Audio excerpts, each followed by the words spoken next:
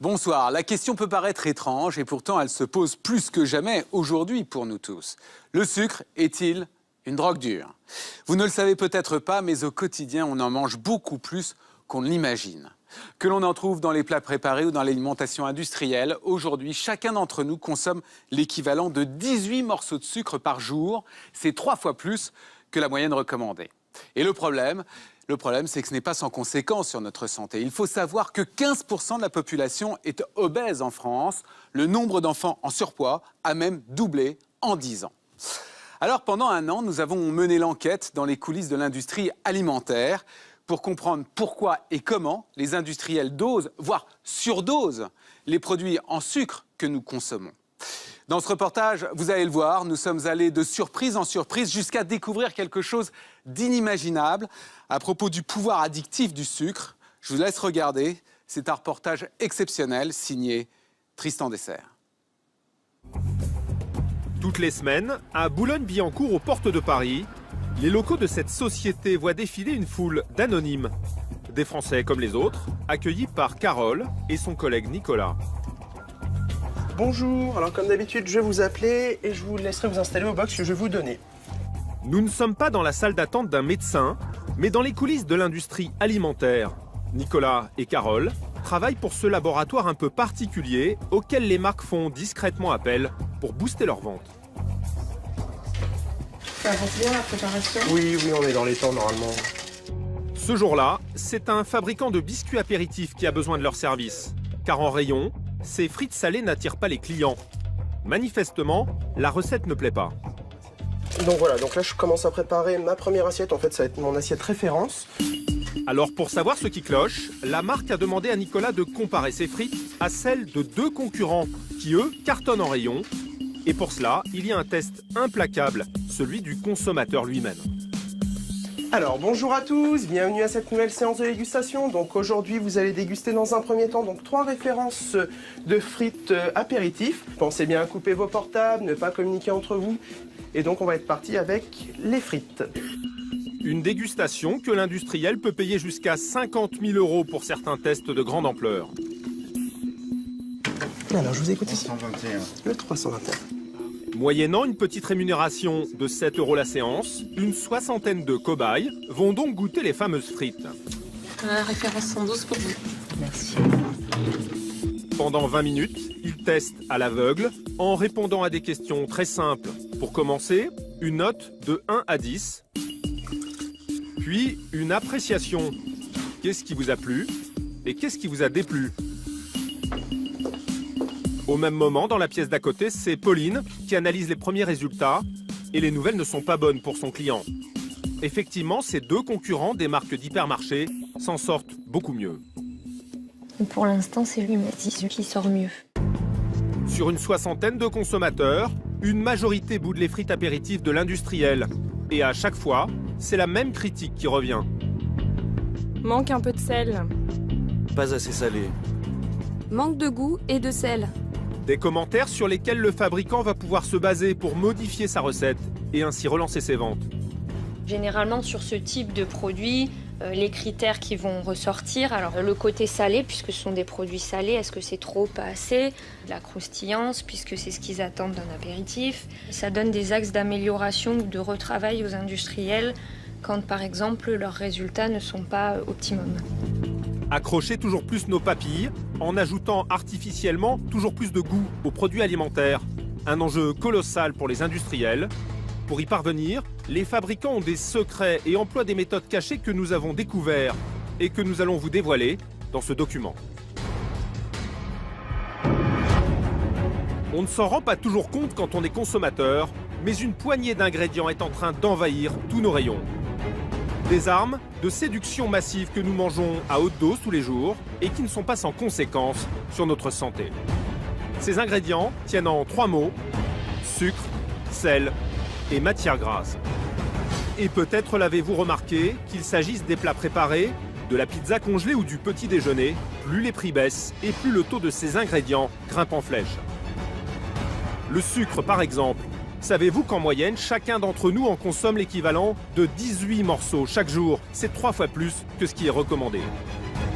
Le sel, 2 fois plus que la dose raisonnable. Sans parler des matières grasses omniprésentes sur toutes les étiquettes. Pendant 1 an, nous avons enquêté dans les coulisses très fermées de l'industrie alimentaire pour comprendre pourquoi les fabricants en glissent à tout va dans leurs recettes. Jusqu'où ils sont capables d'aller pour vous donner l'envie d'acheter, de manger et de manger encore. Au bout du compte, que risquez-vous à force de consommer ces produits sans limite? Comment devenons-nous accros aux produits des géants de l'alimentaire? Enquête sur la face obscure de nos plats préférés.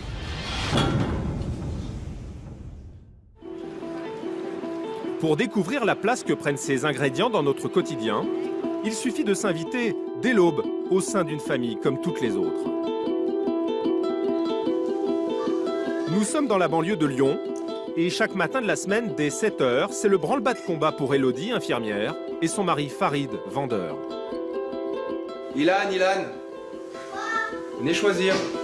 Pas le temps de traîner, dans 45 minutes, Farid doit emmener les enfants à l'école. Alors pour le petit-déj d'Ilan et Lina, 4 et 6 ans, ce papa fait au plus pressé. Vous mangez quoi ce matin? Je veux ça, moi. Tu veux ça? Oui. Et toi, Coco? Moi aussi, ça. Tu veux ça? Allez. Pétales de maïs, blé soufflé ou flocons d'avoine, 3 fois par semaine, c'est céréales au menu. Les cornflakes, les Kellogg's. Si on choisit à leur place, on n'est pas sûr qu'ils vont aimer. Et puis généralement, ils choisissent par rapport à la boîte. Un petit déjeuner que les enfants adorent et qui arrange bien leurs parents. C'est pratique, ça va vite, il n'y a pas les tartines à beurrer et à mettre la confiture dessus, donc voilà. Et pourquoi il faut que ça soit rapide? Pour pas être en retard à l'école. Et au travail, accessoirement. Allez, mange Kiki. Comme 90% des petits Français, c'est donc avec ces céréales croustillantes noyées dans un bol de lait que la journée commence pour Ilan et Lina. C'est parce que c'est sucré, c'est parce que... Un bon goût. C'est un goût de quoi? De sucre. De sucre? Le sucre, omniprésent dans ces céréales. Il suffit de se pencher sur l'étiquette. C'est vrai que là, quand on regarde pour 30 grammes, sachant que lui, il a certainement eu 30 grammes, mais elle a eu plus. Ouais, 11 grammes, ça fait plusieurs morceaux de sucre, quoi. 30% de sucre dans chaque bol dès le premier repas de la journée. Elodie, infirmière, culpabilise un peu. Alors cette jeune maman a une seule préoccupation, tempérer l'appétit de ses enfants pour le sucre. Du coup, je suis plus sensibilisée au surpoids, enfin voilà, dès l'enfance, quoi. Après, c'est tellement difficile de perdre du poids et autant prendre des bonnes habitudes tout de suite. Prendre de bonnes habitudes et freiner la consommation de sucre, un enjeu pour de très nombreuses familles aujourd'hui. Mais une résolution qui n'est pas toujours facile à tenir, notamment quand on fait ses courses. Dans les hypermarchés, il y a un rayon star, celui des céréales du petit déjeuner. Ici, les ventes ont explosé de 50% en 10 ans.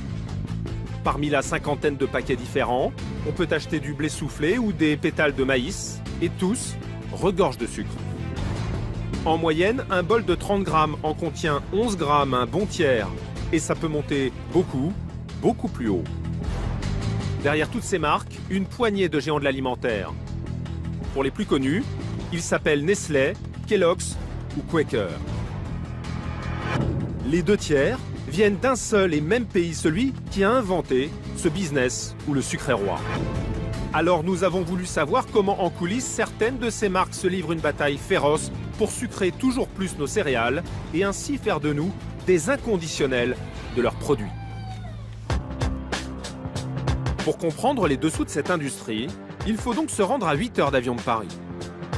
Bienvenue aux États-Unis. Ici, chaque Américain consomme en moyenne 2 fois plus de céréales que chez nous.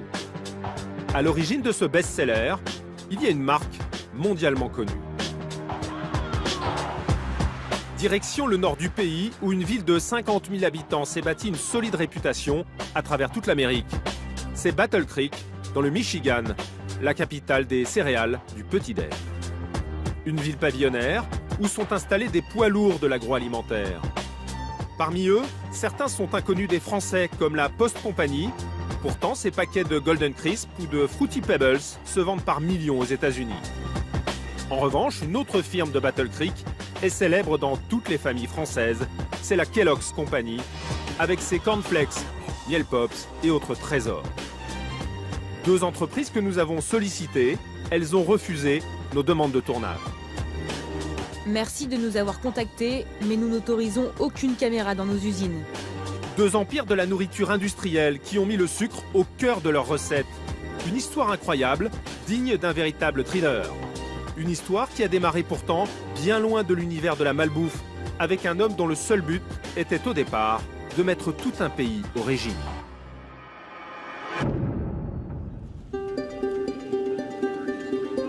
Pour découvrir cette histoire étonnante, il faut rendre visite à un homme que tout Battle Creek connaît sous le nom de Mr. Cornflakes. Cornflake. C-R-N-F-L-K is cornflake. Duff Stoltz, 86 ans, est un inconditionnel de l'homme à l'origine de ce monument du petit déjeuner, le fameux Dr. Kellogg. Ça vient de la maison de John Harvey Kellogg. Les lettres s'effacent un peu, mais on peut toujours lire John Harvey Kellogg. Dans sa petite maison, cela fait des années que Duff accumule des objets. J'ai pas mal de petites choses ici aussi. Beaucoup ont appartenu à l'inventeur des célèbres Kellogg's Cornflakes. JHK, c'est l'assiette personnelle du Dr Kellogg. John Harvey Kellogg est né non loin de là, au milieu du 19e siècle. Ce médecin, membre de l'église adventiste, va appliquer à la lettre les principes de sa communauté. Et notamment le fait de respecter une hygiène de vie irréprochable. Résultat, le Dr Kellogg ne fume pas, ne boit pas, fait de l'exercice et il est même végétarien. Alors quand il prend la tête du sanatorium de Battle Creek, il va mettre ses principes en action. Gymnastique et natation pour tous ses patients qui découvriront également les drôles de machines de John Harvey Kellogg. Comme cet appareil pour respirer de l'air frais en dormant, ou celui-là pour une séance de luminothérapie avant l'heure. Le Dr Kellogg déposera au total une trentaine de brevets pour ces machines révolutionnaires. Dans ses baignoires, il avait mis des petits tuyaux pour faire comme un jacuzzi. Et parfois, il rajoutait ce petit câble pour envoyer un peu d'électricité. Et le Dr Kellogg va aussi s'attaquer à un problème de taille, l'alimentation de ses patients qui, le matin, mangent un peu trop à son goût. À cette époque, le petit déjeuner, c'était quelque chose de vraiment lourd. De la viande, des pommes de terre, des tartes. Et même si les gens travaillaient de moins en moins, ils mangeaient toujours autant. C'est de là qu'est venue l'idée des cornflakes.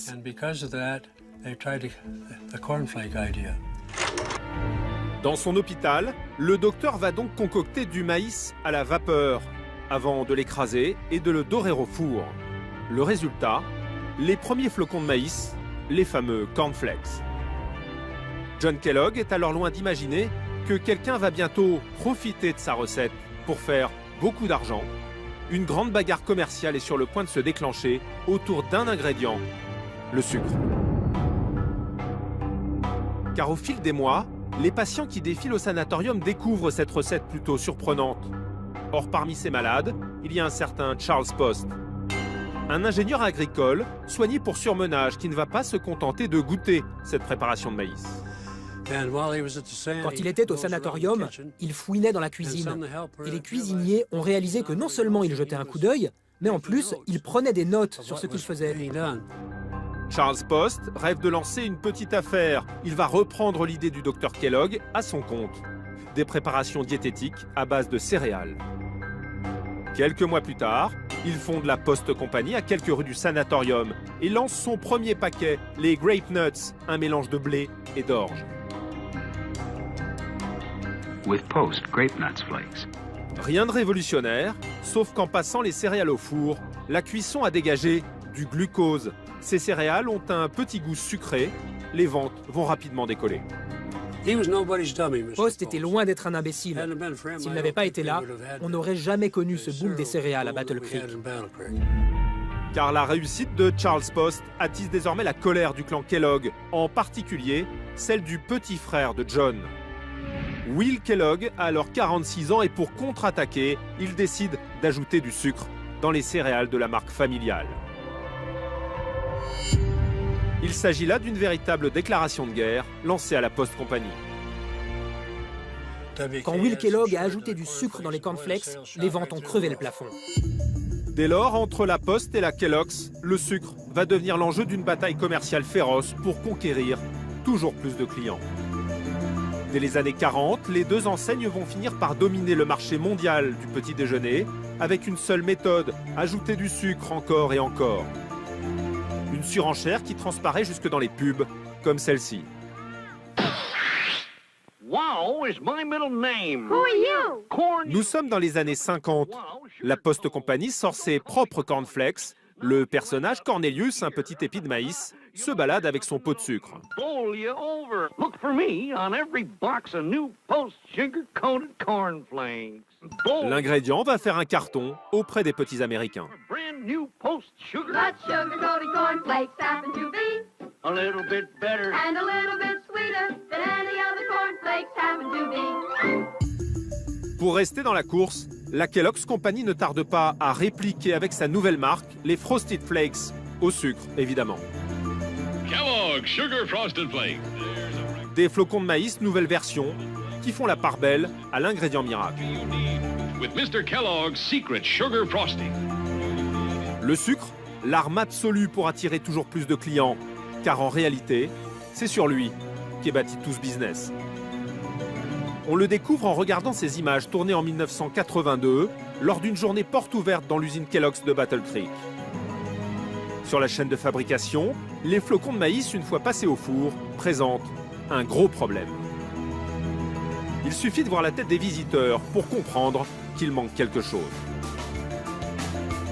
En fait, les cornflakes sont fades, comme si on mangeait du carton. Voilà pourquoi à l'étape suivante, le géant des céréales va pulvériser du sucre sur les pétales pour leur donner du goût. La Kellogg's, comme la Post Company, vont ainsi pousser cette méthode aussi loin qu'il leur est possible.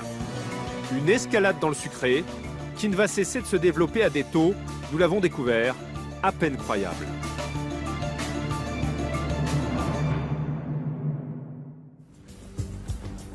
Nous sommes sur les rives du lac Supérieur, dans le nord des États-Unis. Voici la petite ville de Duluth. C'est là que vit un homme qui s'est fait une spécialité de l'évolution des céréales ces 50 dernières années. Comment ça va? Entrez. Rob Berry est un collectionneur particulier, car voici ce qu'il conserve dans sa cave depuis des années. Bienvenue dans mon antre. Dans ce sous-sol, Rob a accumulé plus de 5000 boîtes de céréales, un témoignage unique sur l'évolution de notre petit déjeuner au fil des générations. Rien qu'ici, j'ai entre 4000 et 5000 boîtes de céréales, peut-être plus. Vous voyez, ça c'est mes préférés. Ça va des années 20 aux années 80. Smacks, Frosted ou Cornflakes, cette collection nous dévoile surtout comment, au fil des décennies, les industriels ont sans cesse rajouté du sucre. Attendez, elle doit être par là. Dans cette collection étonnante, prenons l'une des marques les plus vendues au monde, les Fruit Loops de Kellogg's, ces petits ronds multicolores. Voici la boîte commercialisée dans les années 70. En déchiffrant l'étiquette, on découvre qu'à l'époque, le principal ingrédient c'est l'avoine, suivi par le maïs puis le blé. Kellogg's ajoutait ensuite du sucre. Et voici la même marque de céréales aujourd'hui, 40 ans plus tard. Le sucre est devenu le premier ingrédient avant les céréales elles-mêmes. Dans chaque bol, on en trouve 12 grammes, cela fait 40% de sucre. Une surenchère sous la pression de la concurrence, celle de Post bien sûr, mais aussi de la plupart des autres firmes qui au fil des années ont afflué sur ce créneau des céréales. À l'image de General Mills avec ses Cheerios, lancés en 1941. À l'époque, la version originale, toujours commercialisée, contient seulement 1 gramme, 4% de sucre par bol. Mais plus la marque va décliner sa recette de base, plus le taux va exploser. En 1992, dans les Cheerios multigrains, par exemple, le taux passe à 6 grammes, 20% de sucre par bol. En 1995, cette version Cheerios glacée fait encore plus fort avec 12 grammes, 42% de sucre par bol. C'est 10 fois plus que la recette originale. Une course au sucre qui s'emballe entre les différentes firmes et qui va prendre des proportions gigantesques. Dans les années 70, la Post Company sort cette marque, les Super Orange Crisp, des céréales qui contiennent plus de 70% de sucre. Les Crisp vont faire un véritable carton.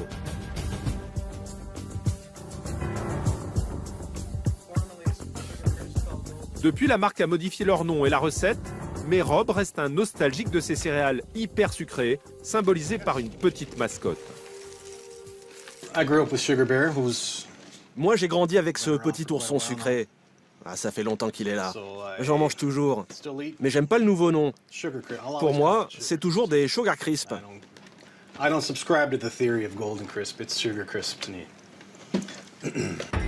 Seulement à l'époque, les fameuses céréales hyper sucrées déclenchent la polémique. En 1975, un dentiste, inquiet du nombre de caries chez les enfants, publie une étude reprise dans toute la presse où il tire la sonnette d'alarme. Les preuves s'accumulent, les doses de sucre sont si importantes qu'il devient nécessaire de réduire leur concentration dans la plupart des paquets de céréales servis au petit déjeuner. La même année, Jean Mayer, ce nutritionniste franco-américain, alerte lui aussi l'opinion en posant cette question: céréales ou bonbons? Ces céréales, qui contiennent plus de 50% de sucre, devraient être estampillées comme des imitations de céréales. Il faut les vendre au rayon confiserie et pas dans celui du petit déjeuner. C'est vraiment bon. Un débat national qui va avoir des conséquences. Car depuis, visiblement, les fabricants font tout pour minimiser la présence de cet ingrédient. Plus question de faire du sucre un argument de vente systématique sur les paquets. Prenons par exemple l'une des marques de céréales les plus connues chez nous, les Smacks de Kellogg's. Voilà les Honey Smacks. Il suffit de comparer ce paquet avec celui commercialisé dans les années 70. À l'époque, il y avait marqué sucre. Ils l'ont remplacé par miel aujourd'hui. Mais alors pourquoi ils ont fait ça? Sucre, au fil du temps, c'est devenu un gros mot. Et aujourd'hui, plus que jamais. Mais alors ils ont enlevé le sucre ou simplement le mot? Il y a toujours 56% de sucre. Ils ont enlevé le mot, mais ils ont gardé l'ingrédient. Mais alors, à ce stade de notre enquête, une question se pose. Comment les grands fabricants décident-ils du taux de sucre qu'ils vont mettre dans nos céréales? Autrement dit, comment les recettes sont-elles élaborées pour en mettre autant qu'il est possible? Pour répondre à cette question, nous voici à New York, à quelques kilomètres de Manhattan. Howard Moskowitz, 70 ans, connaît certains des plus gros secrets de l'industrie agroalimentaire. Il y travaille depuis 40 ans, un homme clé pour les grandes marques. Là, je me souviens, c'était le siège de Nestlé. Faut vous imaginer, il y a 40 ans, la première fois que je suis arrivé ici, j'avais 30 ans à peine. J'étais un petit scientifique très angoissé. Si à l'époque, le géant de l'alimentaire fait appel à ce jeune diplômé d'Harvard en psychologie, c'est qu'il est déjà l'un des plus grands spécialistes de la stimulation du cerveau humain. En quelques mois, Howard Moskowitz va réussir à booster les ventes de l'industriel en attirant les clients grâce à un nouveau dosage scientifique des ingrédients. Pour comprendre son influence dans nos hyper, Moskowitz nous propose de le suivre à l'improviste en caméra discrète dans un supermarché tout proche. C'est là que je viens faire les courses, avec ma femme. Partout dans les rayons, on trouve des produits auxquels Howard, le sorcier du goût, a apporté sa touche. Des conserves, aux biscuits, en passant par les paquets de chips. Ah, les Doritos, j'ai travaillé dessus. Jusqu'au rayon sauce spaghetti ou grâce à lui, les ventes ont explosé en 30 ans. Là où il n'y avait qu'une recette dans les années 80, on en compte aujourd'hui plusieurs dizaines en rayon. De la sauce à toutes les saveurs. Quand je suis arrivé sur le marché, il n'y avait rien. 2 marques tout au plus. Regardez aujourd'hui, il y a 5 mètres de rayon. Un carton commercial, d'autant que Moskowitz y a ajouté sa touche personnelle, mettre de plus en plus de sucre dans le bocal. Un ingrédient qui à la base corrige l'acidité de la tomate. Et en la matière, ses créations pour les rois des céréales vont battre tous les records. Je me souviens, j'ai travaillé pour Golden Grams. Beaucoup de sucre là aussi, pour rehausser, souvenez-vous, le goût trop fade des céréales. Le résultat aujourd'hui, de véritables confiseries auxquelles le consommateur a bien du mal à résister. Ça, c'est délicieux aussi. Mais c'est vraiment comme des bonbons. Vous appelez ça des bonbons? Oui, comme des bonbons. Avec la même envie terrible de repiocher dedans. Vous pouvez même les manger sans ajouter du lait. Pour moi, c'est ça la définition d'un bonbon. Vous en parlez presque comme une drogue. Non, pas une drogue. Mais si vous aimez, vous en redemandez. Mais comment rajouter toujours plus de sucre sans écœurer le client? En 40 ans de recherche, Howard Moskowitz a découvert la formule magique. Un secret que les plus grandes marques s'arrachent. D'ailleurs, sur le site de sa société, Moskowitz n'hésite pas à afficher ses célèbres clients. De Coca-Cola à Quaker, en passant par Nestlé, les rois de l'agroalimentaire font appel à ses services. Une fois rentré chez lui, Moskowitz nous fait découvrir cette formule. Tout l'art, c'est de trouver le bon dosage en sucre pour rendre n'importe quel produit irrésistible. Voilà. En fait, jusqu'à une certaine quantité, vous atteignez ce qu'on appelle le bliss point, littéralement le point de félicité. Ce sentiment de plaisir intense que vous ressentez en dévorant des bonbons, par exemple. Un dosage en sucre qu'il ne faut surtout pas dépasser, car le plaisir du client écœuré retombe brutalement. Quand vous augmentez la dose, le plaisir augmente. Et puis, il rechute. Et ce sommet, ça s'appelle le bliss point. C'est très basique en fait. Oui, c'est tout simple. Une formule qu'il va appliquer à la lettre en 2004, avec une marque inconnue en France, mais célèbre aux États-Unis, le soda Dr Pepper, qui à l'époque ne fait plus recette. Pour le relancer, Moskowitz va calculer scientifiquement ce fameux bliss point, en faisant appel à de gigantesques tests de consommateurs. Plus de 4000 anonymes vont ainsi goûter une soixantaine d'arômes différents. Leur choix va finalement se porter sur ce soda version cerise vanille qui fera un malheur auprès des Américains. En réalité, un savant dosage de sucre au gramme près, qui varie en général selon l'âge du client. Les enfants, par exemple, supportent des quantités bien plus élevées que leurs parents. Une donnée avec laquelle Moskowitz va faire des merveilles en travaillant sur des dizaines de produits, et notamment des recettes de grandes marques de céréales, comme par exemple les Golden Grams ou encore les Bran Flakes de la célèbre Post Company.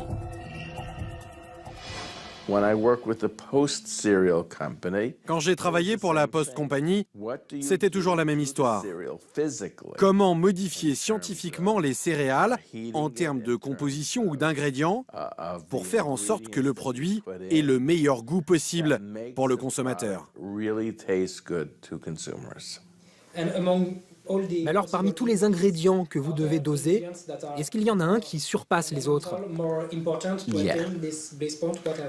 Qu'est-ce que vous en pensez? C'est à vous de me le dire. Je déteste le dire, parce que tout le monde connaît la réponse. Sucre, sucre, sucre. Une dérive que dénoncent aujourd'hui de plus en plus de nutritionnistes qui pointent du doigt les conséquences en termes de santé. Notamment aux États-Unis où 35% des habitants sont considérés comme obèses. Il faut dire qu'en moyenne, sans même s'en rendre compte, les Américains consomment l'équivalent de 22 morceaux de sucre par jour, 20% de plus que les Français. Cette réalité, les géants de l'alimentaire en sont parfaitement conscients. Lors de notre enquête, nous avons découvert comment, dans le plus grand secret, les grandes firmes ont décidé de se concerter face à ce qui est devenu un véritable fléau. Dans quelques instants sur D8, la suite de notre enquête dans les coulisses de l'industrie alimentaire. Vous allez découvrir une information à peine croyable, le pouvoir phénoménal du sucre sur notre cerveau. Nous allons aussi vous révéler comment cet ingrédient permet de diviser par 2 le prix de certaines recettes, a priori salées. On fait manger aux clients de l'eau, des additifs, différents ingrédients qui n'ont pas grand-chose à faire en fait dans la recette du bourguignon. Une dérive que dénoncent aujourd'hui de plus en plus de nutritionnistes qui pointent du doigt les conséquences en termes de santé. Notamment aux États-Unis où 35% des habitants sont considérés comme obèses. Il faut dire qu'en moyenne, sans même s'en rendre compte, les Américains consomment l'équivalent de 22 morceaux de sucre par jour, 20% de plus que les Français. Cette réalité, les géants de l'alimentaire en sont parfaitement conscients. Lors de notre enquête, nous avons découvert comment, dans le plus grand secret, les grandes firmes ont décidé de se concerter face à ce qui est devenu un véritable fléau. C'est l'un des journalistes les plus respectés du New York Times qui en a obtenu la preuve. Michael Moss est devenu en quelques années la bête noire des plus grandes marques. Après une première enquête sur la viande, récompensée par le prestigieux prix Pulitzer, il a levé le voile dernièrement sur les pratiques des industriels pour vendre toujours plus de leurs produits. Voilà, j'ai cherché à comprendre comment les géants de l'alimentaire nous rendent accros. Ça, c'est la version américaine de mon livre. Un best-seller retentissant sur les coulisses de la malbouffe, repris dans les journaux du monde entier. Dans cet ouvrage, Michael Moss le certifie, ces grandes firmes sont tout à fait conscientes de mettre en danger la santé de leurs consommateurs. Pour preuve, le journaliste commence son livre par le récit d'une réunion jusque-là tenue secrète. Nous sommes le soir du 8 avril 1999. Au 31e étage de cet immeuble de Minneapolis, les 11 PDG des plus grandes multinationales de l'alimentaire se sont donné rendez-vous dans la plus grande discrétion. Les patrons de Coca-Cola, Mars ou Kraft se bagarrent toute l'année dans les rayons, au travers de cette galaxie de marques vendues dans nos hyper. Ce soir-là, pourtant, tous ont répondu à l'invitation du patron de Kraft Foods, Michael Mudd. Voici le texte de son intervention que s'est procuré le journaliste. Le PDG s'alarme de l'explosion de l'obésité en Amérique. Avant tout, on ne peut pas prétendre que la nourriture et l'obésité ne sont pas liées. Aucun expert digne de ce nom n'attribue l'explosion de l'obésité au simple manque d'exercice.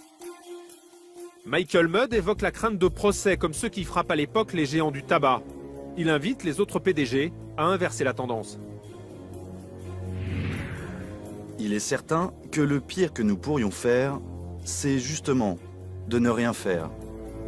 Mais à peine terminé, cet appel va être balayé d'un revers de main par l'un de ses concurrents, le patron le plus puissant du secteur à l'époque. D'après 3 participants, interrogés par Michael Moss, tous les regards se tournent alors vers Stefan Sanger. Le PDG de General Mills se lève et l'air mécontent s'adresse à Michael Mudd. Il refuse de modifier ses produits. Il a dit tout haut ce que la plupart des gens dans la salle pensaient tout bas. On rend déjà suffisamment de compte aux consommateurs. Mais n'oubliez jamais que nous sommes surtout responsables auprès de nos actionnaires. Et il n'est pas question pour nous de mettre en rayon des produits que personne ne va acheter. Et voilà pourquoi, à l'issue de cette réunion secrète, les géants de l'alimentaire vont maintenir les produits tels qu'ils les ont élaborés. Des révélations que le patron de General Mills de l'époque, Stefan Sanger, n'a jamais démenties. Les industriels refusent donc de lever le pied avec le sucre, alors que déjà à ce moment-là, le fléau de l'obésité est en train de se répandre dans la société américaine, et notamment chez les enfants et les adolescents. Des millions de jeunes clients marqués dès le berceau par la sensation de plaisir que procure cet ingrédient. Regardez cette étude sur les bébés. En observant leurs impressions, on voit bien qu'une saveur aigre, par exemple, ça les fait grimacer. Le goût amer, c'est pire. Et regardez le sucré. Regardez le visage de ce bébé. Il est submergé par le plaisir. Des enfants attirés très tôt par le sucre, il faut débarquer à la table du petit déjeuner dans une famille américaine pour voir comment, au fil des années, les grands noms du secteur sont parvenus ainsi à fidéliser des millions de clients dès leur plus jeune âge. Pour cela, nous nous sommes rendus au sud de New York, à Baltimore, où chaque matin c'est le même cérémonial pour la famille Badowski, Caitlin, Nate et leurs 3 bambins. Alors les enfants, qu'est-ce que vous voulez pour le petit-déj? Dans cette maison, chacun sait parfaitement ce qui lui fera le plus plaisir. Pour les parents, c'est un grand classique du petit déjeuner américain, le French toast, le toast à la française. Du pain de mie trempé dans un mélange d'œufs et de lait que Caitlin fait frire à la poêle. Du pain perdu, avec en plus des œufs brouillés. Seulement voilà, pas question pour Caitlin de passer son samedi matin à cuisiner, Et cela tombe bien car le petit déjeuner des enfants est bien plus rapide à préparer. Quand je suis fatiguée de préparer des œufs ou des toasts, je n'ai qu'à jeter quelques céréales dans un bol et c'est beaucoup plus facile. Et des céréales? Dans le placard de la cuisine, Kathleen en a pour tous les goûts et tous les âges. On a des Cheerios, des céréales à la cannelle et des Fruit Loops. On en a aussi au miel. Et d'ailleurs, ce sont les préférés de mon mari. Le petit Gavin, lui, n'a Dieu que pour ses Fruit Loops du matin. Deux drôles de céréales multicolores qui font un carton aux États-Unis chez tous les jeunes enfants. C'est fait avec des fruits? Non, et ça n'a même pas le goût de fruits d'ailleurs. Ils sont juste colorés et c'est rigolo. Des anneaux colorés qui font chaque matin le délice du petit garçon. Si je l'écoutais, il en reprendrait 4 ou même 5 fois. Et pendant que Gavin se gave de Fruit Loops, Laura, sa grande sœur, se régale de ses céréales aux noix et au miel. Mes préférés, c'est les Honey Nuts Cheerios. C'est vrai, ce sont tes préférés? Mais pourquoi tu les aimes bien? Parce qu'elles sont jolies et sucrées. De jolies couleurs, mais surtout ce goût sucré qui semble faire le régal des deux petits. Kathleen n'a d'ailleurs qu'à jeter un coup d'œil au paquet pour constater que ces céréales regorgent de sucre. 12 grammes. 12 grammes, dans un bol de 29 grammes, plus du tiers du petit déjeuner de chaque enfant est constitué de sucre, mais cela ne semble pas vraiment poser de problème à cette maman. Je m'en fiche un peu, je préfère mes céréales au sucre à la fiche nutritionnelle. Et en même temps, il y a du fer, de la vitamine. Ça pourrait être pire. Mais si ces céréales cartonnent autant, ce n'est pas qu'une question de gourmandise. Il y a une autre explication, plus inquiétante. Il s'agit d'une information à peine croyable, le pouvoir addictif du sucre. Un pouvoir d'accoutumance considérable dont vous allez découvrir les effets. Cette révélation étonnante, c'est un Français qui en est à l'origine. Directeur de recherche au CNRS, nous l'avons retrouvé dans son laboratoire de l'université de Bordeaux où il travaille. Son nom, Serge Ahmed, l'un des plus grands spécialistes au monde des addictions, un scientifique réputé. Pourtant, cette découverte, il l'a faite presque par hasard. Depuis plus de 20 ans, Serge Ahmed étudie notamment les effets des drogues sur ces rats albinos. Des expériences pour comprendre comment fonctionne la drogue sur le cerveau humain. En effet, ces animaux sont très proches de nous. Le rat, comme l'homme, lorsqu'il est exposé à une drogue, il est sensible à ses effets récompensants. Et donc, du coup, il va chercher à reproduire l'expérience par son comportement. Or, ces rats, par exemple, ont une particularité. Les expériences de Serge Ahmed les ont rendus totalement accros à la cocaïne. Il faut dire que le chercheur leur en administre depuis des semaines. Ce sont des animaux qui ont développé une addiction à la drogue. Et donc, on peut les considérer comme des toxicomanes. Des rats devenus cocaïnomanes. Mais en 2007, au cours d'une expérience, Serge Ahmed va faire une découverte incroyable. Une drogue encore plus puissante que la cocaïne. Et pourtant, surprise, on la trouve partout et vous en consommez au quotidien. Je vais préparer les seringues pour l'expérience. Et voici donc la fameuse expérience. Audrey, l'assistante, prépare 2 liquides. Dans cette première seringue, de la cocaïne diluée. Dans une seconde seringue, Audrey va mélanger de l'eau et cette poudre blanche du saccharose, autrement dit du sucre. Les 2 liquides vont être proposés aux rats. Les animaux là que nous testons n'ont ni soif ni faim. Ils sont logés dans des cages avec de la nourriture et de la boisson à volonté. Donc ce qui les motive, c'est la recherche du plaisir. Le rat a donc le choix entre 2 tuyaux. Donc celui de gauche est associé donc à l'eau sucrée et celui de droite associé à la cocaïne. Souvenez-vous, ces rats sont accros à la drogue. Ils en consomment dès qu'ils en ont l'occasion. Et lorsqu'il a que la cocaïne, en fait, il la consomme même pendant des heures.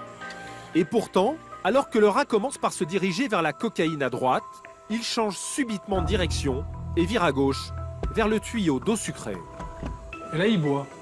Donc là, vous voyez tous les petits mouvements, en fait, c'est sa langue. Hein. Le rat se précipite avec gourmandise sur le sucre. Et quel que soit l'animal, ce choix se confirme dans 90% des cas.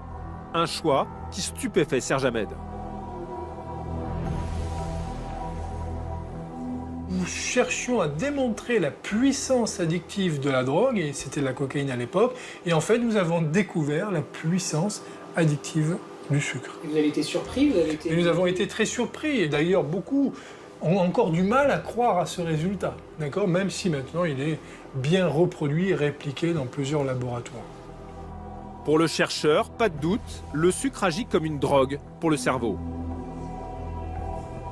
Mais ce que l'on sait, par exemple chez les fumeurs qui essayent d'arrêter, on sait que la plupart qui s'abstiennent en fait se rabattent sur la nourriture et d'ailleurs prennent beaucoup de poids, et les nourritures qu'ils consomment en fait c'est surtout des nourritures riches en sucre.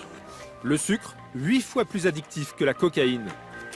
Cette découverte, Serge Ahmed va donc la publier dans l'une des plus grandes revues scientifiques au monde, PLOS ONE, avec un titre en forme de révélation. Le sucré intense, plus fort que la cocaïne. Sur 15 pages, le chercheur y fait état de ses découvertes et en guise de conclusion, voici ce qu'il écrit. La stimulation de nos récepteurs sensoriels par un régime riche en sucre développerait un signal de récompense hors norme dans notre cerveau, conduisant à l'addiction. Évidemment, en aucun cas le sucre n'est dangereux comme la cocaïne peut l'être. Mais la découverte de Serge Ahmed a fait l'objet de nombreuses reprises dans la presse, jusqu'aux États-Unis. Il faut dire que le pouvoir du sucre et la consommation à haute dose qu'il peut engendrer est loin d'être sans conséquence sur notre santé. Aujourd'hui, des maladies se développent en lien direct avec cet ingrédient et l'une d'entre elles est en train de faire de véritables ravages en France.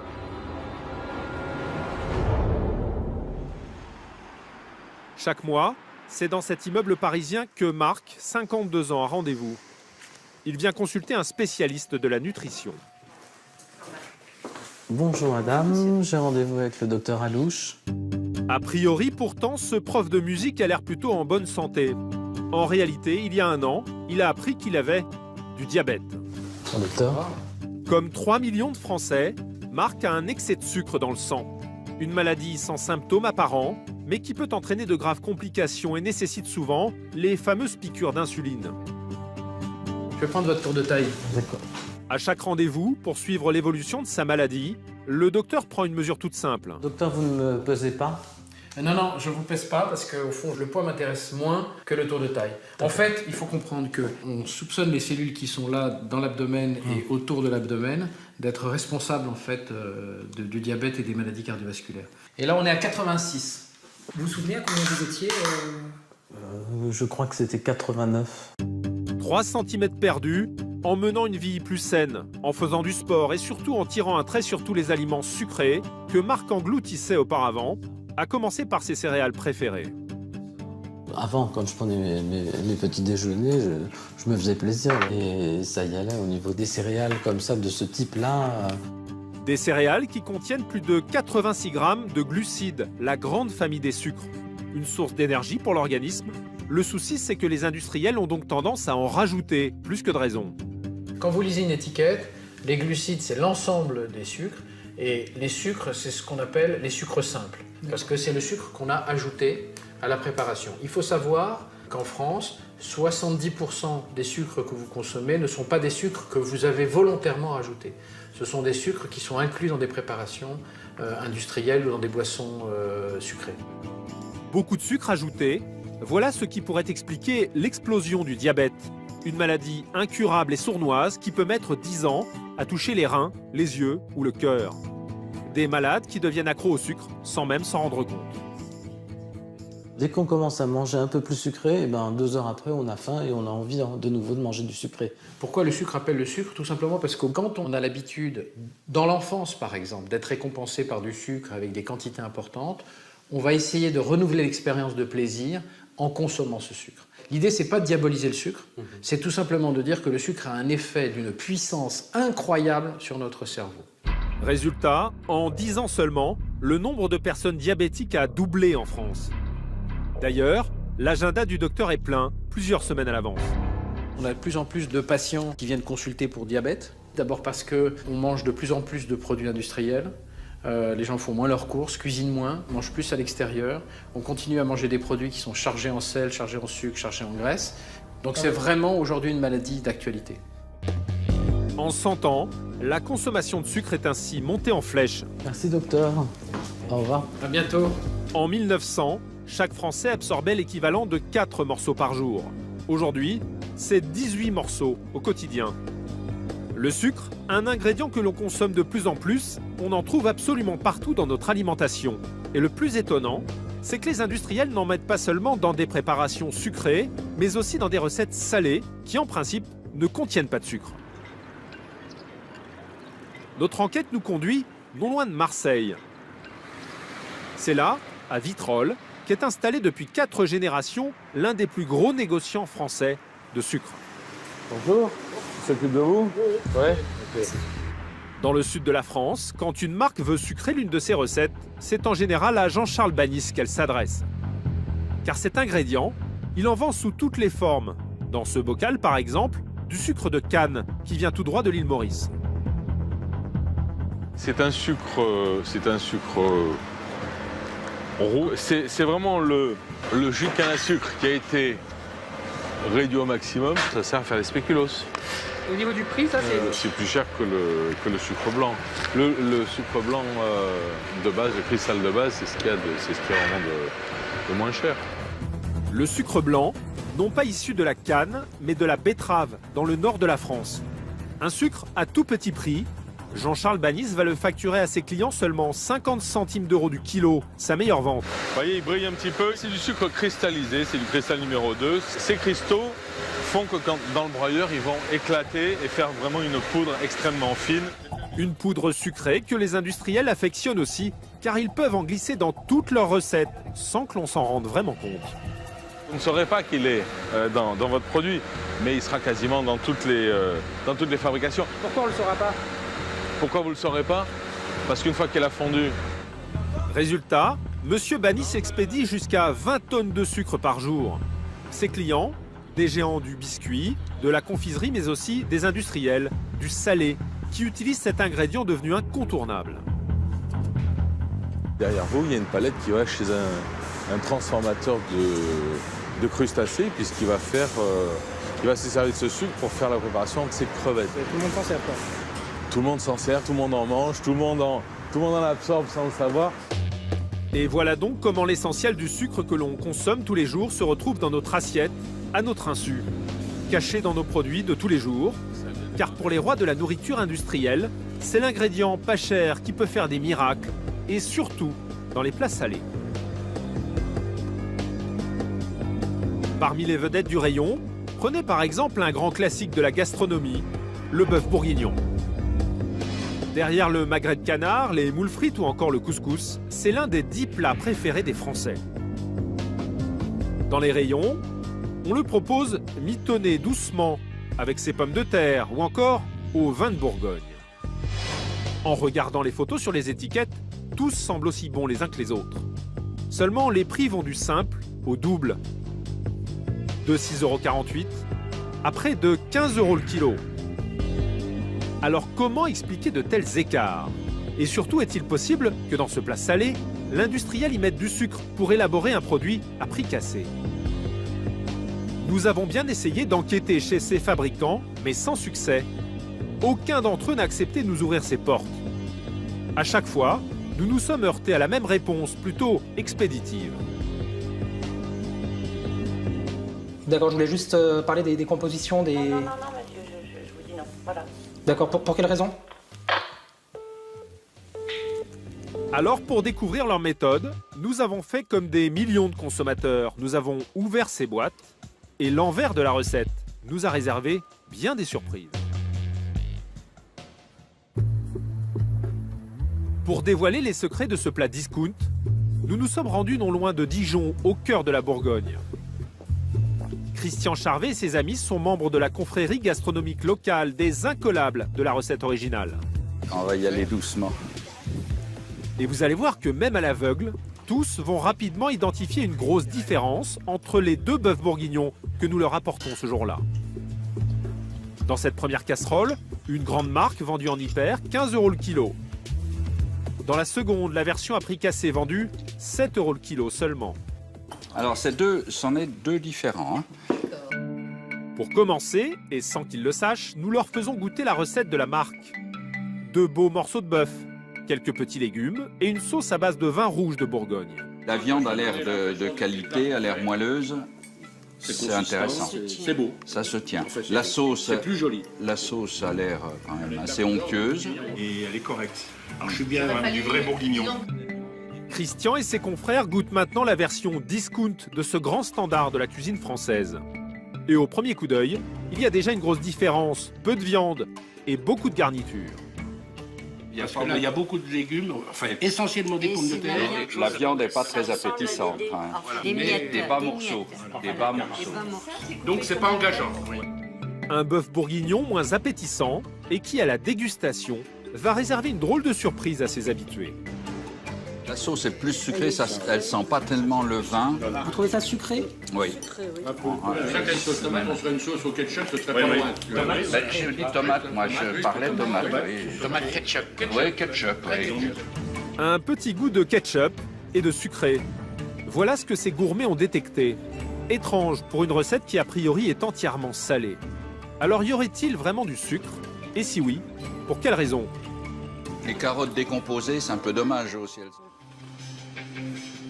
Ces recettes industrielles n'ont plus aucun secret pour cet homme. Vous ne le connaissez peut-être pas. Pourtant, vous avez déjà certainement goûté ses créations. Luc Lescaut est cuisinier. C'est surtout l'un des consultants les plus recherchés par les grandes marques de l'agroalimentaire. C'est lui qui aide les fabricants à élaborer les fameux plats cuisinés discount que vous achetez en hypermarché. Ce matin-là, justement, il travaille sur un bœuf bourguignon à petit prix. Le tarif doit être imbattable, moins de 3 € du kilo, 2 fois moins cher qu'une grande marque. Alors quels ingrédients va-t-il donc utiliser? Pour commencer, Luc Lescaut s'attaque toujours à la viande. Donc on est sur des morceaux, en gros, qui vont faire entre 50 et 70 grammes. Cette viande, c'est de la vache laitière, bien moins coûteuse que celle utilisée dans la recette classique issue de race à viande. Celle-ci est 2 fois moins chère. D'ailleurs, le cuisinier ne s'en cache pas, c'est loin d'être de la première qualité. Et on est sur une fibre de viande qui va être extrêmement sèche et très filandreuse. Le problème maintenant pour Luc Lescaut, c'est qu'en cuisant, ces beaux morceaux vont réduire de taille et perdre de leur poids. Et la viande, c'est ce qui coûte le plus cher dans la recette. Pas question d'en perdre un seul gramme. Alors Luc Lescaut va lui faire subir un traitement très spécial. On va préparer notre, entre guillemets, marinade.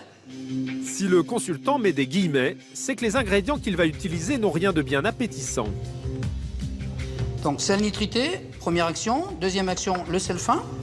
2 sortes de sel, mais surtout ces drôles de poudre blanche. C'est ce qu'on appelle des rétenteurs d'eau. Car dans cette cuve, Luc Lescaut va rajouter un bon litre d'eau à ses morceaux de bœuf avant de malaxer le tout de longues minutes. On fait manger aux clients de l'eau, des additifs, différents ingrédients qui n'ont pas grand-chose à faire en fait dans la recette du bourguignon. Mais cette technique est très utile aux industriels. Allez, on va se faire plaisir. L'opération va permettre d'augmenter à peu de frais le poids de la viande dans la recette. On est dans la phase, on va dire, économique. Je travaille ma viande, je lui fais boire, je lui fais absorber différents ingrédients, de manière à ce que, au global, une fois terminé, mon produit, on a limité la perte de poids sur la matière qui est la plus chère, c'est-à-dire la protéine animale.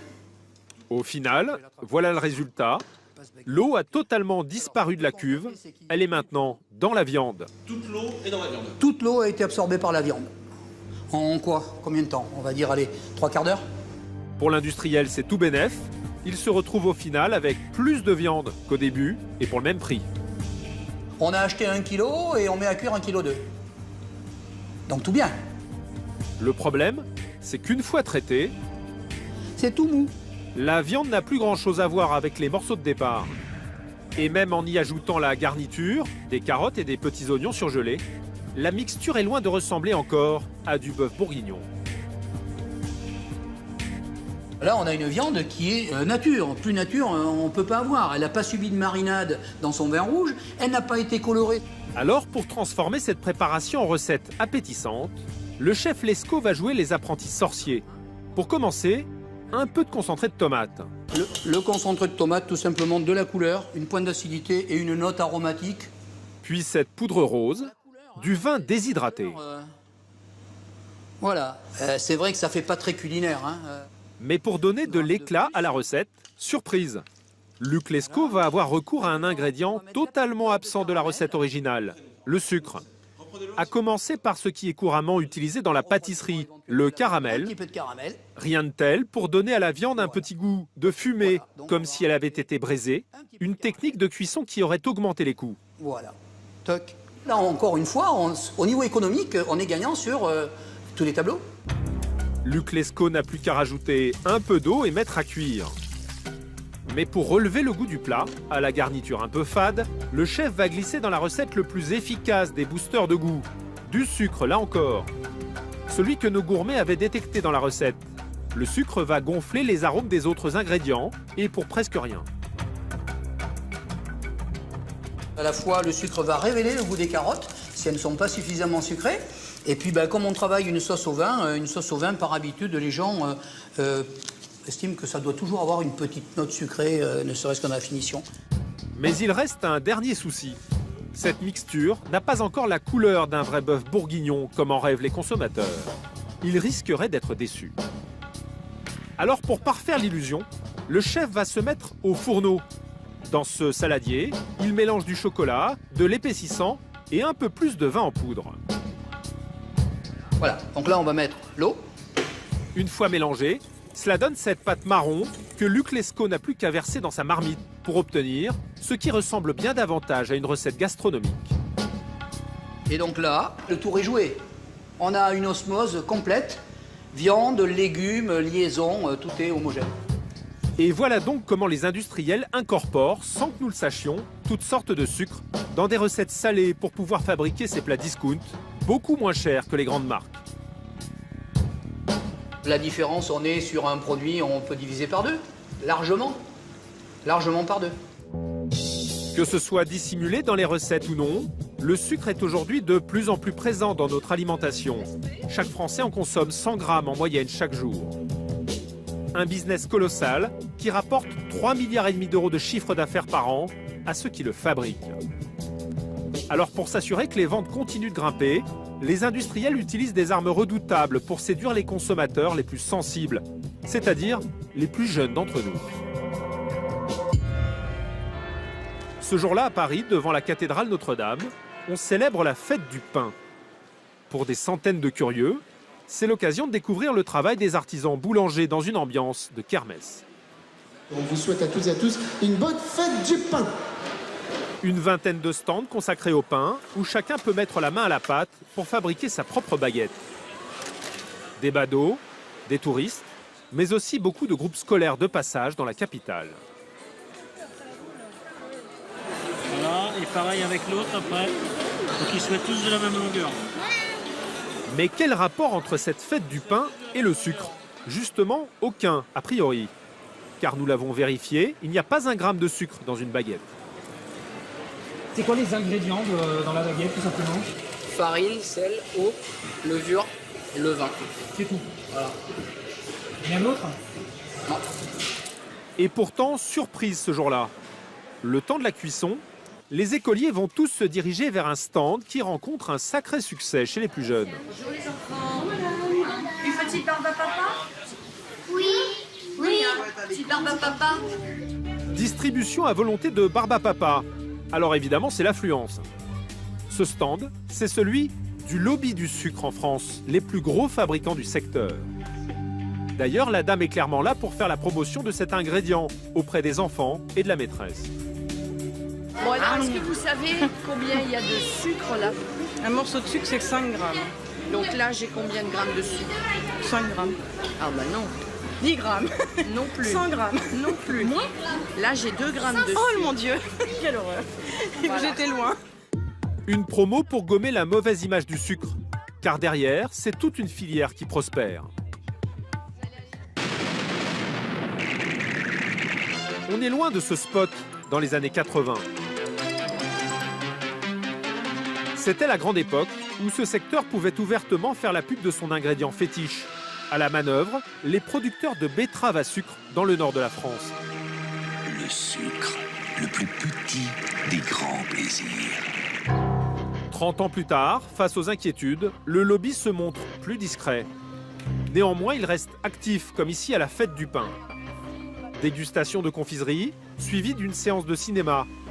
Après la barbe à papa, les enfants sont en effet dirigés vers une salle de projection juste à côté pour y voir un film promotionnel sur le sucre. Et pour le coup, je ne sais pas combien de temps mettait belle maman. En tout cas, moi, j'ai mis 10 minutes.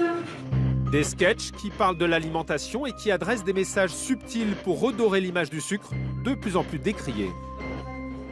Et ben voilà, pour recharger tes batteries pendant le match, tu prends ton morceau de sucre et une bouteille d'eau. Difficile donc de résister à cet ingrédient qui procure autant de douceur et autant de plaisir, et qui surtout booste le goût de n'importe quel aliment. Mais pour les industriels, la magie du sucre est loin d'être suffisante pour attirer les clients en masse vers leurs produits. Car pour capter le maximum de consommateurs, les fabricants aujourd'hui se livrent une bataille des prix sans merci dans les rayons. Pour y parvenir, ils misent tous sur un ingrédient redoutable, un ingrédient qui permet de faire chuter les prix, un ingrédient que nous avalons tous en grande quantité au quotidien, c'est la matière grasse. Un aliment qui comporte des risques pour notre santé, et pourtant les Français en mangent 28 kilos chaque année, c'est 20% de plus qu'il y a 10 ans. Et ce n'est pas prêt de s'arrêter, car en coulisses, certains sont en train de tout mettre en œuvre pour que, sans que vous le sachiez, vous en mangiez plus encore. Dans quelques instants sur D8, la suite de notre enquête sur la face cachée de nos plats préférés. Vous allez découvrir comment certains industriels ont bâti de véritables empires sur le gras. Un ingrédient à la mauvaise réputation, pourtant sous toutes les formes, il envahit nos rayons. Ici, il s'agit de matière grasse en paillettes. Ça peut être dans les bouillons en cubes, ça peut être dans les soupes en poudre, ça peut être dans certaines applications de quiches de pizza ou d'autres choses. Pour casser les prix, les fabricants misent tous sur un ingrédient redoutable. Un ingrédient que nous avalons tous en grande quantité au quotidien. Cet ingrédient, c'est la matière grasse. Un aliment qui comporte des risques pour notre santé. Et pourtant, les Français en mangent 28 kilos chaque année. C'est 20% de plus qu'il y a 10 ans. Et ce n'est pas prêt de s'arrêter, car en coulisses, certains sont en train de tout mettre en œuvre pour que, sans que vous le sachiez, vous en mangiez plus encore. Nous sommes en Belgique, dans la banlieue de Liège. C'est dans cette belle demeure que vit Philippe Thierry, 55 ans. Là, on est parti au boulot. Chaque matin, pour rejoindre son usine, cet industriel monte dans sa Bentley. Monsieur Thierry est à la tête d'une petite fortune, car sans le savoir, vous avez forcément acheté et consommé son produit phare en faisant vos courses. Et voilà donc ce business bâti dans les coulisses de l'agroalimentaire, une entreprise familiale fondée par son grand-père il y a 80 ans. Bonjour. Philippe Thierry, c'est un peu Monsieur Gras, car tout son business repose sur la matière grasse. Il en vend pour 45 millions d'euros chaque année. Ses clients, des grandes marques françaises et étrangères, des industriels qui lui passent commande pour mettre du gras dans leurs recettes. Ici, il s'agit de matière grasse en paillettes. Ça peut être dans les bouillons en cubes, ça peut être dans les soupes en poudre, ça peut être dans certaines applications de quiches de pizza ou d'autres choses. Mais voici sa meilleure vente, 70% de sa production. 2 gros blocs de graisse, 10 kilos chacun, destinés par exemple aux rois du goûter pour leurs biscuits. Pendant la préparation du biscuit, le biscuitier va préparer son pétrissage pour faire une pâte. La pâte peut servir à faire des gaufres, à faire des biscuits, à faire des gâteaux, à faire des cakes. Ces blocs de graisse, ce n'est pas du beurre, mais de la margarine. Le gras le plus répandu dans nos plats favoris, utilisé par exemple dans 70% des biscuits contre 30% pour le beurre. C'est la fameuse matière grasse d'origine végétale que l'on trouve sur nos étiquettes en rayon. Un produit à l'histoire étonnante, inventé en 1869. À l'époque, l'empereur Napoléon III lance un grand concours pour inventer un produit semblable au beurre, aussi gras et nutritif, mais moins cher, pour que les Français les plus pauvres puissent en acheter. Et c'est un pharmacien, Hippolyte Mejmouriès, qui va gagner le concours avec sa margarine. À la différence du beurre, fait à partir de lait de vache, sa trouvaille est tout simplement un mélange de graisse végétale avec un peu d'eau.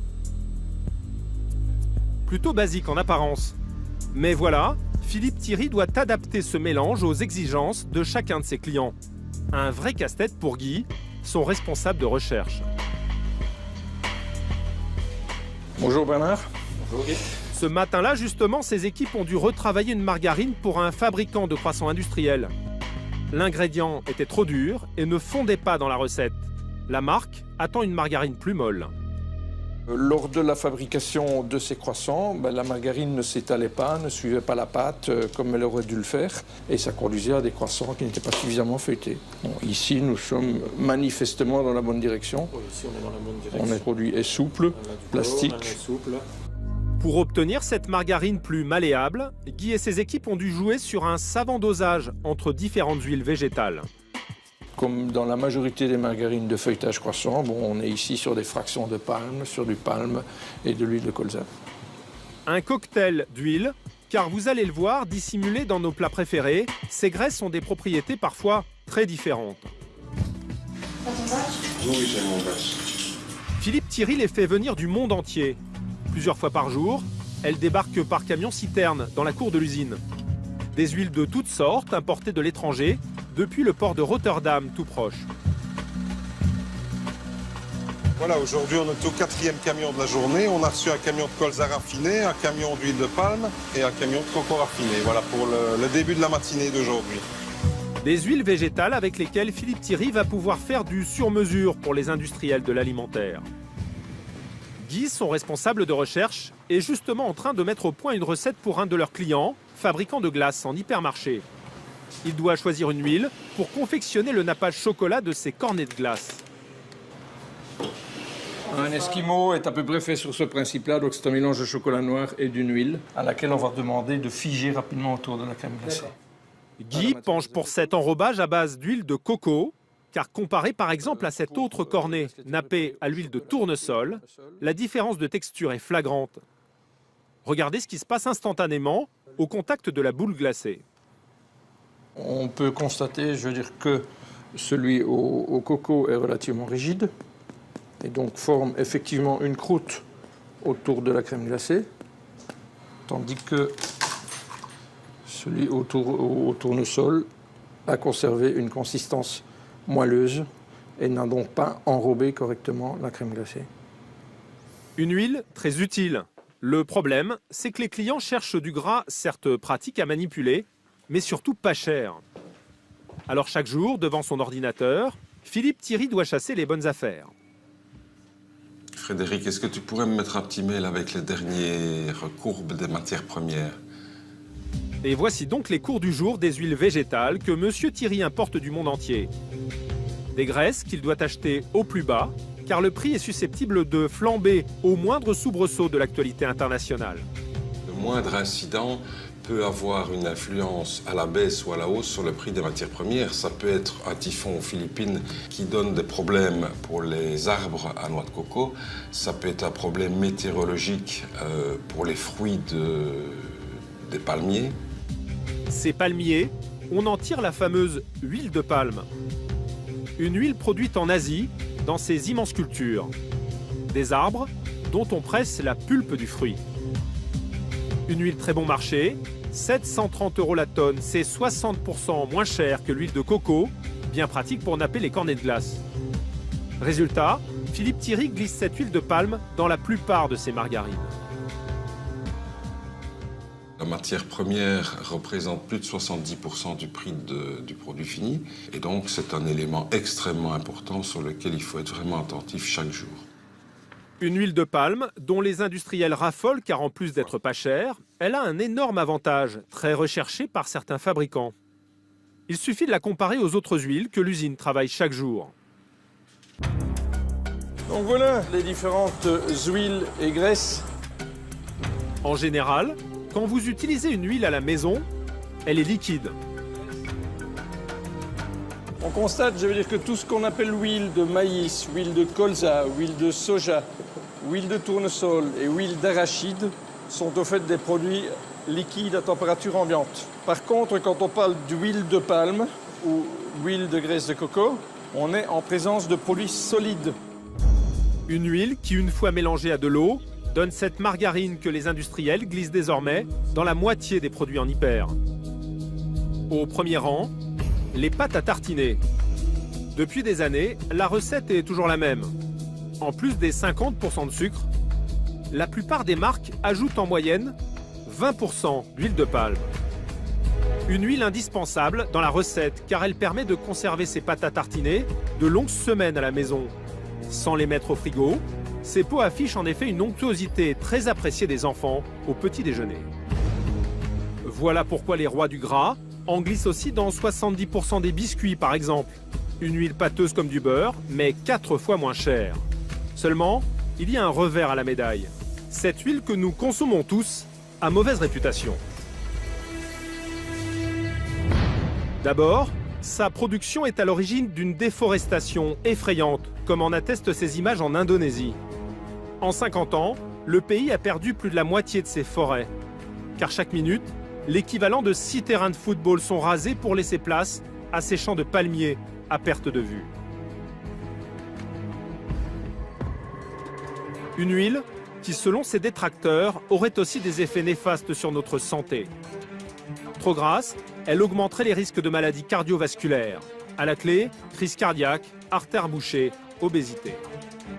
Pour autant, les scientifiques ne sont pas tous d'accord. Mais l'huile de palme pointée du doigt, de plus en plus de grandes marques tentent de la remplacer discrètement.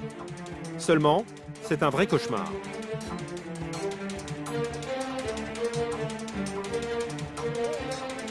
Notre enquête nous mène aux portes de Lyon, dans les bureaux d'un grand fabricant de l'alimentaire. C'est Gwenaël qui est responsable de tous les nouveaux produits lancés par cette marque française fondée il y a 25 ans. Salut Valérie. Salut Gwenaël, ça va? Ça va et toi? Nous sommes chez le leader du bio en hypermarché, Bjorg. Une marque consommée par une famille sur 4 en France. L'enseigne vend ainsi plus d'1 million de paquets de biscuits chaque mois en grande surface. Une marque bio qui se sert en partie de l'huile de palme pour l'élaboration de certains de ses produits. Parmi eux, l'une de ses meilleures ventes, ce fourré à la framboise. Un biscuit dont Gwenaël aimerait bien retirer la fameuse huile, sauf que depuis toujours, c'est un peu la base de la recette des biscuits de la marque, car elle présente beaucoup d'avantages. Aujourd'hui, c'est une huile qui est neutre en goût, qui apporte une texture relativement agréable sur la plupart des produits. Et surtout, son avantage majeur, c'est qu'elle se conserve bien dans le temps. Voilà, elle ne va pas développer de fausses notes, elle ne va pas rancir. Donc c'est vraiment très utile dans nos produits aujourd'hui. Mais pour Gwenaël, la mauvaise réputation de cette graisse végétale peut à tout moment dissuader ses clients très attachés au bio. Alors ce matin-là, elle va tenter de donner la touche finale à une nouvelle version de ce fourré à la framboise, mais sans huile de palme. Bonjour. La marque l'a déjà supprimée dans 90% de ses produits, mais à chaque fois, c'est une vraie galère. Pour ce fourré, par exemple, cela fait 2 ans que Gwenaël y travaille avec ses équipes. Le paquet doit arriver en rayon l'été prochain. Donc l'objectif de la dégustation d'aujourd'hui, ça va être de vérifier que le produit, la recette sans huile de palme, conserve toutes ses qualités au bout de 10 mois. Voilà, donc c'est un point d'étape essentiel et je compte sur votre dégustation aujourd'hui. Voilà, je vous distribue les feuilles. Le biscuit sans huile de palme reste-t-il aussi bon si on le garde dans un placard jusqu'à la date limite de consommation? C'est le dernier test d'une longue série. Pendant plusieurs mois, Gwenaël a retravaillé la recette avec d'autres huiles moins onctueuses que la palme. Et il y a eu de gros ratés, comme celui-ci. Voilà, ça c'est vraiment le biscuit classique que l'on a aujourd'hui avec l'huile de palme. Et voilà un essai, par exemple, qui n'a pas été concluant, qui a été fait avec une huile complètement liquide. Vous voyez, il n'est pas tout à fait complet, la forme n'est pas tout à fait la même. On n'a pas la même épaisseur de biscuit. Là, on a une texture qui est, vous allez peut-être le voir, vraiment dur. Et au goût, c'était la catastrophe assurée auprès des clients. On a un produit très dur à l'attaque et très dur en fait à la mastication. Enfin, ça n'a vraiment rien à voir. C'est vraiment deux produits complètement différents et la différence n'est vraiment pas acceptable. Dans un rayon aussi concurrentiel que les biscuits, pas question de se rater. Alors ce matin-là, 5 employés de la marque vont goûter à l'aveugle les deux versions cachées sous des numéros. Le fourré à la framboise avec huile de palme et la future recette qui n'en contient plus. Marilyn, 347, puis 123. Les deux doivent se ressembler en tout point pour que le client ne voit aucune différence en se jetant sur son paquet de biscuits. Chaque détail est passé au crible. Ici, on parle d'acidité du fourrage, de croustillance ou de friabilité. Celui-ci semble un petit peu plus sableux, c'est-à-dire que les petits grains s'éparpillent un petit peu plus dans la bouche, plus facilement en fait. Des petites différences que Gwenaëlle consigne scrupuleusement sur son tableau comparatif. Le 123 avait une acidité qui arrivait un petit peu plus tard, je trouvais en bouche, que le 347. Mais après 2 ans de travail, le client ne devrait y voir que du feu en mangeant son fourré à la framboise sans huile de palme. Donc l'essentiel des différences se situe au niveau de la texture aujourd'hui. Donc on va lever l'aveugle. Donc c'est ce qu'on avait dit, donc on a 123, la recette sans huile de palme. D'accord. La 123, la recette sans huile de palme. Une formule que Gwenaëlle a concoctée des mois durant. Un cocktail parfait dont elle ne compte pas livrer les secrets. C'est énormément de travail, c'est une matière qui a été développée spécifiquement pour nous. Donc c'est un secret de fabrication que l'on veut garder le plus possible. Seul petit indice, ce biscuit contiendrait du beurre de cacao. Une matière grasse aussi onctueuse que l'huile de palme, mais 3 fois plus onéreuse. Résultat, le fourré à la framboise de Gwenaëlle devrait coûter 5 à 10% plus cher en rayon. Le prix à payer pour manger plus sainement. Si les fabricants prennent ainsi la peine de modifier leurs recettes, c'est que les consommateurs sont de plus en plus informés. D'autant que les industriels sont sous surveillance. Aujourd'hui, des contrôleurs, des sortes de gendarmes, veillent à ce qu'ils ne dépassent pas les bornes, quitte à les censurer quand ils vont trop loin.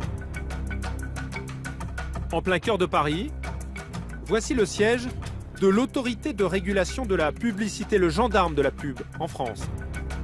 Un organisme financé par les géants de l'alimentaire eux-mêmes pour veiller à ce que leurs réclames respectent la loi en matière de santé. Car pour attirer le client, la tentation est grande de franchir certaines limites. Ok, bon, à tout à l'heure. Salut. C'est la mission d'Émilie Legal et de ses collègues. Pour cela, ils s'installent quotidiennement devant la télé, comme nous le faisons tous, 4 heures en moyenne par jour. Seulement au programme, ni film ni série. Ce qui les intéresse, c'est tout ce qui va se glisser entre vos émissions préférées. La pub. Avec seulement 0,5% de lactose, du bon lait facile à digérer. Ce matin-là, Émilie et son patron Stéphane vont en regarder à la chaîne des spots qui doivent bientôt passer à l'écran. Voilà, donc on a 52 films à visionner ce matin. À chaque fois, ils scrutent un détail au bas de l'écran. Ces petits messages de santé qui viennent tempérer notre envie de grignotage alors que défilent nos plats préférés. Les fameux « pratiquer une activité physique régulière » ou « manger au moins 5 fruits et légumes par jour ». Des mentions obligatoires, comme ici au bas de cette pub de laitage pour enfants. L'industriel a le choix entre une quinzaine de formules. L'annonceur a fait le choix ici de garder dans les mentions sanitaires que la version de ce qu'on appelle adulte, mais il existe aussi des versions utilisant le tutoiement pour les enfants. Des messages de santé au bas de l'écran, mais pas seulement. Pour qu'Émilie et Stéphane donnent leur feu vert avant la diffusion, les grandes marques doivent aussi insérer des petits détails à l'image. De discrètes incitations à manger sainement, comme ici en plein milieu de cette pub, pour un nouveau café au lait, en bouteille. Dès le début, on voit au fond la bouteille de lait avec des fruits. D'accord, donc le fait qu'il y ait à l'arrière-plan des corbeilles de fruits, c'est vraiment pas le hasard, ça. C'est pour montrer un bon comportement alimentaire pour un petit déjeuner équilibré. Donc là, en l'occurrence, avis favorable. Des règles strictes qui encadrent ainsi les 450 pubs visionnées chaque mois. Émilie et Stéphane doivent veiller aux moindres détails car il arrive que les industriels franchissent la ligne rouge une dizaine de fois en moyenne chaque année. Des manquements à la loi. Voici quelques images de ces spots recalés par l'autorité de la pub. Ici, un adolescent est sur le point d'engloutir cette tartine nappée de chocolat en poudre. Un petit déjeuner XXL, tout sauf équilibré. La réclame a été censurée. Autre exemple, avec sa bande de copains, ce fan de rugby se prend un apéro saucisson devant la télé. Problème, dans une pub, toute consommation devant un écran est interdite. L'annonceur a dû revoir sa copie. Derrière toutes ces règles, il y a un homme qui depuis des années ne cesse de se battre pour trouver les moyens d'alerter le consommateur sur ce qui est bon ou pas pour notre santé.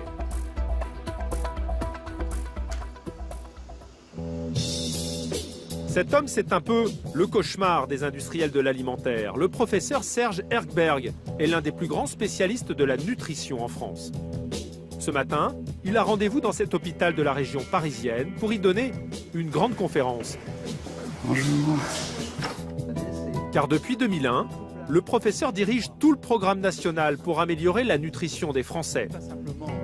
C'est lui, par exemple, qui a inventé les fameux petits messages de santé en bas de nos écrans pubs. L'objectif général, améliorer l'état de santé de l'ensemble de la population. Ce matin, devant une cinquantaine de jeunes médecins venus l'écouter, Serge Erkberg martèle ses engagements. Améliorer la qualité des aliments vendus dans nos hyper, car les Français consomment trop de sucre notamment. Si on passe à 5 grammes par jour, on réduirait le taux global d'accident vasculaire cérébral de près d'un quart et les taux de maladies cardiovasculaires d'une façon générale de 17%. Sa dernière idée pour aider les Français à choisir, au moment de remplir leur caddie, ces petites étiquettes de couleurs. Un système de notation, comme pour la consommation électrique des appareils électroménagers. Du vert au rouge, les couleurs évaluent la qualité nutritionnelle d'un dessert, par exemple. Entre une crème Mont-Blanc qui va être jaune, un flan au caramel qui va être orange ou une chocolat liégeois qui va être rose fuchsia, c'est pas toujours évident d'être capable de comparer ces produits. Donc l'idée, c'est vraiment d'aider le consommateur à pouvoir juger entre des produits de leur qualité nutritionnelle. En attendant que cela devienne une loi, certains ont déjà décidé de faire de ces vignettes un nouveau système pour permettre aux millions de consommateurs que nous sommes de choisir correctement les produits que nous voulons acheter. Et concrètement, pour le mettre au point, voilà ce que ça donne. Nous sommes en plein Paris. À chaque fois qu'il fait ses courses, ce consommateur, pas tout à fait comme les autres, a une drôle de manie.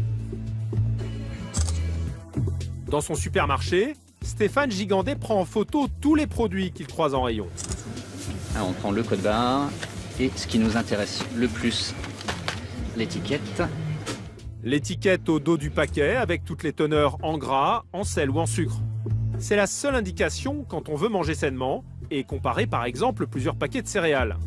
Seulement, difficile de s'y retrouver au milieu de tous ces chiffres. Il y a beaucoup de pourcentages dans tous les sens. Même un expert en nutrition serait perdu face à tous ces tableaux s'il devait, en quelques minutes, nous dire lequel de ces produits est le plus sain sur un plan nutritionnel. Et voilà donc pourquoi Stéphane prend toutes ces étiquettes en photo. Car la prochaine fois qu'il viendra au supermarché, il saura quelles céréales choisir grâce à une petite application toute simple.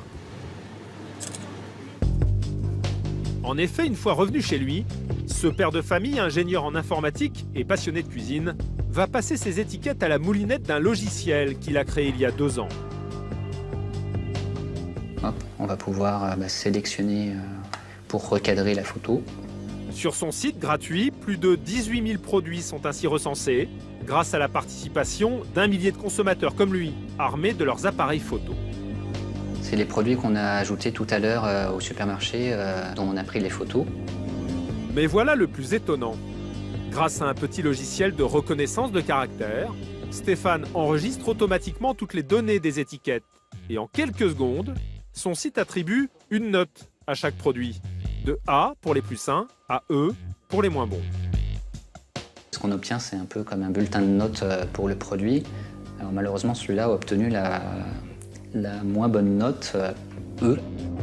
En fait, Stéphane a tout simplement appliqué à la lettre le système de vignettes de couleurs proposé par le professeur Erkberg.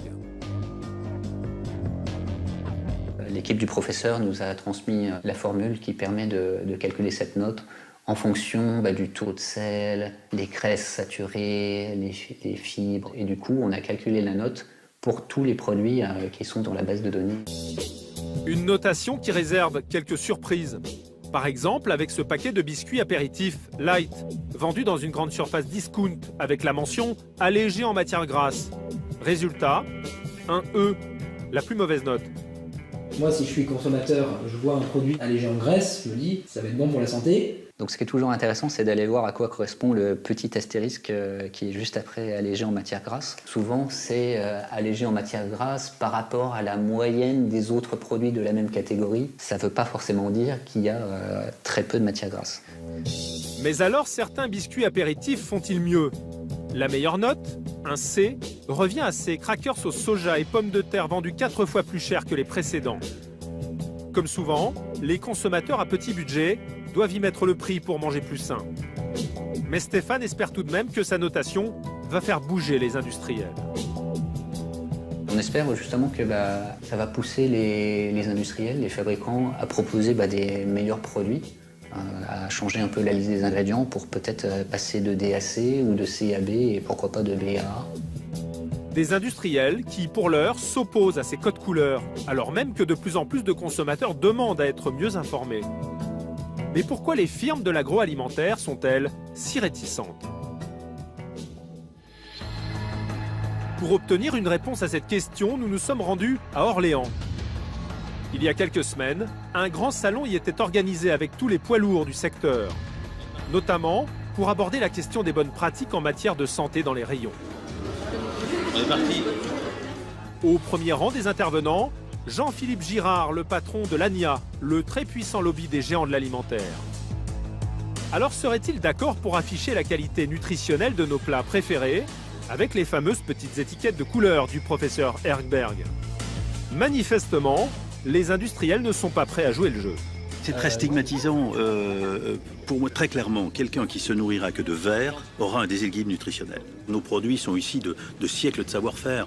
On prend les fromages, les charcuteries, le miel. Tous ces métiers, effectivement, contiennent du sucre, du gras et du sel, et donc feront l'objet obligatoirement d'une pastille rouge. Et le rouge, vous savez ce que ça veut dire, c'est la sanction immédiate. Transformer un repas en score nutritionnel, pour moi, c'est impensable. On tuerait des siècles de savoir-faire et ce que le monde entier vient chercher, c'est-à-dire notre modèle alimentaire français. Pourtant, d'ici 2 ans, un nouvel étiquetage nutritionnel doit voir le jour. Une étiquette claire et lisible, commune à toute l'Europe, pour permettre aux consommateurs de comparer et de manger plus sainement. En attendant, le business ne s'est jamais aussi bien porté pour les 10 plus grands industriels mondiaux de l'alimentaire. Chaque jour, ils vendent pour 1 milliard d'euros de leurs produits dans nos rayons.